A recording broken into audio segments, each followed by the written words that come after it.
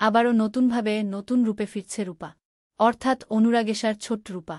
অনুরাগের ছোঁয়ায় ছোট্ট রূপার ভূমিকায় দেখা গিয়েছিল অভিনেত্রী সৃষ্টি মজুমদারকে, যাকে অনুরাগের ছোঁয়ার আগে সুন্দরী ধারাবাহিকে দেখা গিয়েছিল। সান বাংলার সুন্দরী ধারাবাহিকে অভিনয় করেন তিনি। এরপর অনুরাগের ছোঁয়ায় রূপার ভূমিকায় অভিনয় করে তুমুল জনপ্রিয়তা পায়। ছোট্ট রূপার মিষ্টি মিষ্টি কথাতে মন কেড়ে নিয়েছিল সকলের। তাই তো অল্প কয়েক দিনেই দর্শকদের প্রিয় হয়ে ওঠে রূপা। তাছাড়াও দেখা গিয়েছিল নষ্টনীর ওয়েব সিরিজে। অনুরাগের ছয় লিপ আসলে ছোট্ট সোনারূপাকে বাদ দিয়ে নতুন কাস্ট নিয়ে আসা হয়। অনুরাগের ছয় লিপের পর তাকে আর কোনো ধারাবাহিকে দেখা যায়নি। প্রায় 1 থেকে 1.5 বছর হয়ে গেলেও আর কোনো ধারাবাহিক কিংবা কোনো প্রজেক্টে দেখা যায়নি ছোট্ট রূপাকে।